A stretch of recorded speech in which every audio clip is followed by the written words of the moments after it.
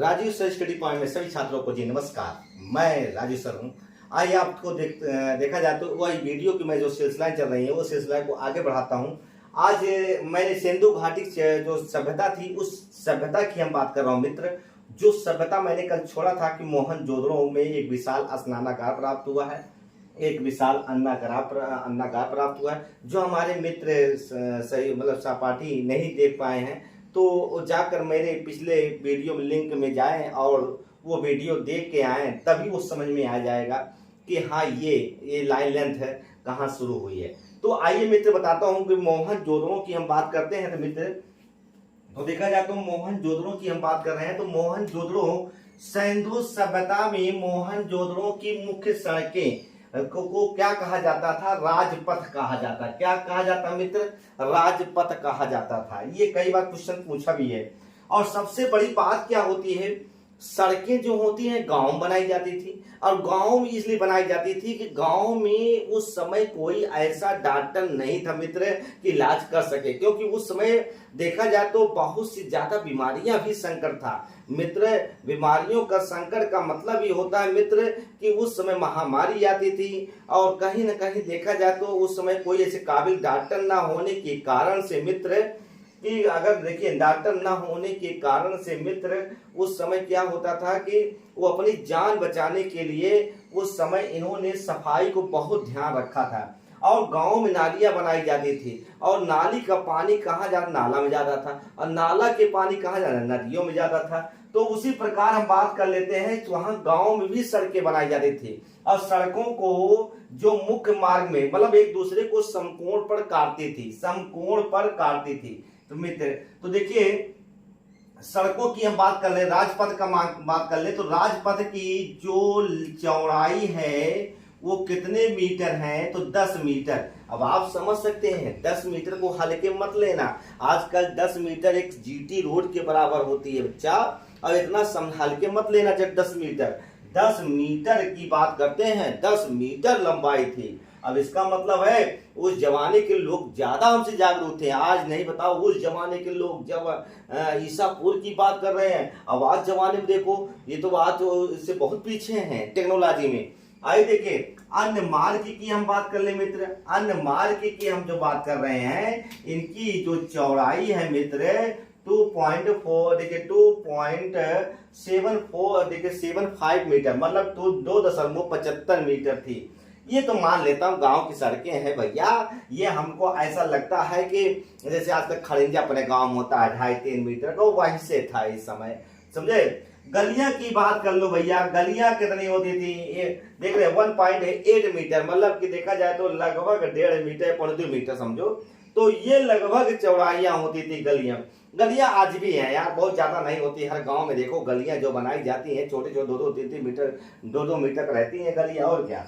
और सबसे बड़ी बात है कि देखा जाए तो ये मोहनजोदड़ो में विशाल स्नानागार भी हमको प्राप्त है। मैंने पढ़ा भी चुका हूं, हमारे वीडियो में है। विशाल स्नानागार की खोज कौन किया? आईडी बनर्जी ने किया मित्र। और सबसे बड़ी बात है कि देखा जाए तो सर जॉन मार्शल ने बताया कि मोहनजोदड़ो का विशाल स्नानागार प्राप्त है। तो देखा जाए तो कहीं ना कहीं सर जॉन मार्शल साहब ने बताया कि विशाल स्नानागार मोहनजोदड़ो में स्थित है। और ये देखा जाए तो स्नानागार विश्व का आश्चर्यचकित निर्माण है, मतलब सही बात है, देखने लायक है। मतलब उस जमाने में इतने बड़ा विशाल स्नानागार माने रखता है, दोनों तरफ मतलब उसकी तलहटियां पक्की होती थी और आमने सामने सीढ़ियां बनी होती थी। और उसमें पानी मतलब खेल के कोई नहीं नहाता था, उसमें शाम जाकर बाल्टी से नहा बाल्टी पानी लेकर कहीं और नहाए। ये उसकी सबसे बात है। मोहनजोदड़ो की देखिए जोधड़ो की सबसे बड़ी इमारत क्या है बच्चा? अन्नागार इमारत है। ये कहीं ना कहीं देखा जाए तो सबसे बड़ी इमारत के रूप में जाना जाता है मित्र, अन्नागार है। दूसरा बात कर लेते हैं, जरा ध्यान दीजिएगा कि देखा जाए तो जहां तक सारे सुतगांगे डोर, इसको कहते हैं सुतकांगे डोर कहा जाता है मित्र। सुतकांगे डोर की हम बात करते हैं, सुतकांगे डोर की बात करते हैं। ये कहां पर स्थित है? ये पाकिस्तान में स्थित है, देश में है। कहाँ मित्र है? यह पाकिस्तान के देश बलूचिस्तान, हमने बताया था बलूचिस्तान में यह स्थित है। और यह प्रांत की बात कर लेते हैं, बलूचिस्तान प्रांत में है और ये दस्त या अथवा दास्क नदी के तट पर स्थित है। समझे? दस्त या दास्क नदी के तट पर स्थित है। और इसकी खोज किसने किया? देखिए आरियल स्टाइन ने किया था। आरियल स्टाइन ने किया। कब किया मित्र? 1927 ईस्वी में किया। और सबसे बड़ी बात है यहाँ से क्या प्राप्त वस्तुएं हैं, ये बहुत इंपॉर्टेंट मेन है कि यहाँ से क्या क्या हमें साक्ष्य प्राप्त होते हैं मित्र। तो यहाँ से हमको साक्ष्य क्या मिलते हैं मित्र? कि मानव एवं पशुओं की अस्थियां प्राप्त है भैया। ये मानव एवं पशुओं की क्या मिलती है? यहाँ अस्थियां प्राप्त होती है। राख से भरा बर्तन, मतलब राख से भरा बर्तन, जैसे आजकल गांव में क्या होता है, खाना बनाने के बाद जो राख हम बर्तनों में रख लेते हैं उसी कहते हैं बर्तन। और देखा जाए तो तांबे की कुल्हाड़ियां, मिट्टी की चूड़ियां प्राप्त है मित्र। तो कहीं ना कहीं देखा जाए सूतकांके डोर की बात करते हैं। सूतकांके डोर ये साक्ष्यों के सबसे बड़ा मतलब जानकारी का मिलता है। राख मानव की, देखा जाए मानव की, पशुओं की अस्थियां प्राप्त होती हैं। तो ये सूतकांके डोर कहाँ है मित्र? बलूचिस्तान में है मित्र, ये पाकिस्तान के आसपास है। तो देखा जाए तो अगला हम बात कर लेते हैं चहुदड़ो। ये सबसे बहुत बड़ा इंपॉर्टेंट है, चहुदड़ो। हम बात करते हैं मित्र चहुदड़ो क्या है।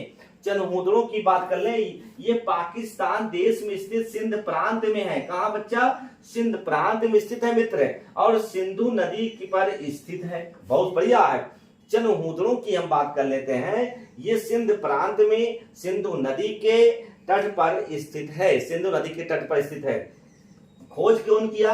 1935 में देखिए अर्नेस्ट मैके द्वारा किया गया था। मैके द्वारा किया गया था। और यहाँ से प्राप्त वस्तुएं क्या मिलती है मित्र? आइए देखिए, मनके बनाने का कारखाना, मतलब यहाँ से एक चीज और बता दूं आपको, यहाँ से जो मिलता है, जैसे लिपस्टिक है, हम बात कर देते हैं लिपस्टिक की बात करते हैं। लिपस्टिक के साक्ष्य हमको यहीं से मिलते हैं। एक प्रकार आप समझ लो श्रृंगार की हम बात करते हैं, दिया सलाई की बात करते हैं, तो यहीं से मिलते हैं मित्र। और देखिए मनके की भट्टी भी हमको यहीं से प्राप्त है। मनके की भट्टी, तांबे की धातुओं, मत्स्य का कांटा, मतलब हमारे मनके की भट्टी प्राप्त है। तांबे धातु का मत्स्य, मतलब मछली मारने वाला जो कांटा नहीं होता मित्र, वो तांबे का ही होता है। आज भी जाएंगे तांबे का ही मिलेगा। तो ये तांबे का भी हमको यहीं से प्राप्त होता है। मिट्टी की पक्की नालियां हमको प्राप्त हो जाती हैं। तांबे के 2 गाड़ियां मॉडल मिला है, मतलब उस समय गाड़ी के मॉडल भी मिल गए हैं। इसका मतलब उस जमाने में भी गाड़ी की जानकारी थी। मुद्रा बनाने का स्थान यही था, मतलब जो सिक्के होते थे यहीं से बनाए जाते थे। खिलौने के बनाने का कारखाना भी हमको यहीं से मिला है। तो चहुदड़ो देखा जाए तो चहुदड़ो से नाम है। चहुदड़ो का मतलब है लिपस्टिक, लगा ले लिपस्टिक। तो कहीं ना कहीं देखा जाए तो लिपस्टिक कारखाने, मतलब देखा जाए मनके बनाने कारखाने या दिया सलाई की बात करते हैं, सौंदर्य मानक स्त्रियों के सौंदर्य प्रशासन की हम बात करते हैं, चहुदड़ो मिलता है। और ये सबसे बड़ा इंपॉर्टेंट है मित्र, इसको आप नोट करिए मित्र।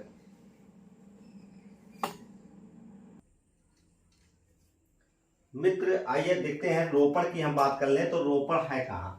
तो सबसे बड़ी बात होती है रोपड़ बहुत ही अच्छा स्थान है, सिंधु घाटी सर का प्रसिद्ध स्थान है मित्र। और ये रोपड़ कहाँ है तो देखा जाए तो पंजाब में स्थित है। इसी को कहते हैं रूपनगर, कहते हैं रूपनगर कहा जाता था। और ये भारत देश में ही स्थित है, सबसे बड़ी बात है। और भारत में कहाँ है? पंजाब में है रोपड़। कहाँ भैया? पंजाब में रूपनगर है, जिला है। और देखा जाए तो जो रूपनगर जिला है, ये नदी आपको बता दूं कौन सी नदी है कि किनारे रोपड़ बसा हुआ है। तो आप बता दूं कि सतलज नदी के किनारे रोपड़ बसा हुआ है मित्र। और ये देखा जाए तो नदी के मतलब सतलज या सतुद्री नदी कहा जाता है, प्राचीन काल में सतुद्री नदी कहा जाता है। नदी के बाएं तट पर स्थित है। कौन से है? रोपड़ स्थित है मित्र। और दूसरी बता दूं यह स्थल की खोज किसने किया था? तो यह स्थल आजादी के बाद हुई थी मित्र, ये 1950 में हुई है दोस्त।